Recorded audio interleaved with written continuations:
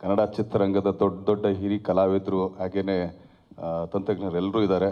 ಇವರೆಲ್ಲ ತುಂಬ ಮೇಲಿದ್ದಾರೆ. ಇವ್ರ ಕೆಳಗಡೆ ನಾವೆಲ್ಲೋ ಕಾಲ ಹತ್ರ ಇದ್ದೀವಿ ಅಷ್ಟೇ. ಆದರೆ ಅವ್ರು ಕೇಳೋದು ಹೆಚ್ಚ, ನಾವು ಮಾಡೋದು ಹೆಚ್ಚ.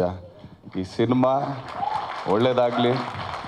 ಅದರಲ್ಲೂ ಈಗ ಗೊತ್ತಿರೋ ಅನೂಪ್ ಆಗ್ಬೋದು, ಹಾಗೆ ತಾನಿಯವರಾಗ್ಬೋದು, ಇಬ್ಬರು ಇದರಲ್ಲಿ ಕೆಲಸ ಮಾಡಿದ್ದಾರೆ. ಯಾಕಂದ್ರೆ ಅವರಿಬ್ಬರ ಜೊತೆ ನಾನು ಕೆಲಸ ಮಾಡಿದ್ದೀನಿ. ಒಂದೇ ಒಂದು ಹೇಳೋಕ್ಕೆ ಇಷ್ಟಪಡ್ತೀನಿ ಏನಂದರೆ, ಅನೂಪ್ದು ಕಮಿಟ್ಮೆಂಟ್. ನಾನು ಸುಮಾರು ಜನ ಕಮ್ಮಿ ನೋಡಿದ್ರು ಹೊರಗಡೆಯಿಂದ ಬಂದಾದಮೇಲೆ ಪಾಪ ಅವ್ರಿಗೆ ಭಾಷೆ ಬರೋಲ್ಲ ಅಂತ. ಬಟ್ ಪ್ರಾಕ್ಟೀಸ್ ಮಾಡಿ ಡೈಲಾಗ್ ಹೇಳಿ ಆ್ಯಂಡ್ ಈ also dub the movie. So that's a great thing and good work what you done. ಹಾಗೆ ತಾನಿಯವ್ರ ಬಗ್ಗೆ ನಾನು ಹೇಳಂಗೆ ಇಲ್ಲ. Very good, extraordinary worker.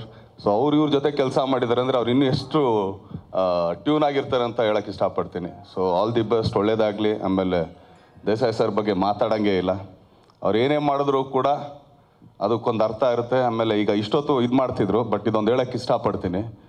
ನಮ್ಮೂರ ಮಂದಾರ ಹೂವೆ ನಡಿಬೇಕಾದ್ರೆ ಆ್ಯಕ್ಚುಲಿ ಅದು ರಿಲೀಸ್ ಟೈಮಲ್ಲಿ ಜನ್ಮ ಜೋಡಿ ನಾನು ಅವಾಗ ಒಂದು ನಾರ್ಮಲ್ ಒಬ್ಬ ಲೈಟ್ ಬಾಯ್. ನಾನು ಈ ಪ್ರಿವ್ಯೂ ಶೋ ಹೇಗಿರುತ್ತೆ ಅಂತ ನಂಗೆ ಗೊತ್ತಿರಲಿಲ್ಲ.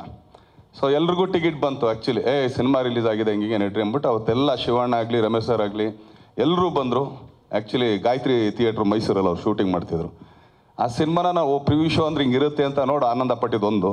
ಅದಾದಮೇಲೆ ಅದರಲ್ಲಿ ತುಂಬ ಒಂದು ಇಂಪಾರ್ಟೆಂಟ್ ಪಾಯಿಂಟ್ ಒಂದು ತುಂಬ ಇಷ್ಟ ಆಯಿತು. ಅಂದರೆ ಒಬ್ಬರು ಡೈರೆಕ್ಟ್ರಿಗೆ ಏನದ ಬರೀ ಒಂದು ಚಪ್ಪಾಳೆ ಚಿಟಕಿಲೆ ಇಡೀ ಸಿನಿಮಾ ಕತೆ ಹೇಳ್ಬಿಟ್ಟು ಹೊಟ್ಟೋದ್ರು. That's a big thing ನನಗನ್ಸಿದ್ದು.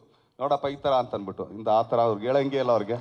So ಅವ್ರಿದ್ರ ಸಿನಿಮಾದಲ್ಲಿ ಆ್ಯಕ್ಚುಲಿ ಇದಕ್ಕಿಂತ ಹೆಚ್ಚು, ಈಗ ಹೆಚ್ಚು ಕಮ್ಮಿ ನಾನು ಹೇಳ್ತಾರೆ ಒಂದು 20-22 ವರ್ಷದ ಹಿಂದೆ ಕತೆ, ಅದಕ್ಕಿಂತ ಹೆಚ್ಚು ಮುಂದೆ ಬಂದುಬಿಟ್ಟಿದ್ದಾರೆ. ಸೊ ಈ ಸಿನಿಮಾ ಅಂತೂ ನಿಜವಾಗ್ಲೂ ಎಲ್ಲರಿಗೂ ಒಳ್ಳೇದಾಗುತ್ತೆ. ಸೊ ಆಲ್ ದಿ ಬೆಸ್ಟ್ ಹೇಳೋಕ್ಕೆ ಇಷ್ಟಪಡ್ತೀನಿ.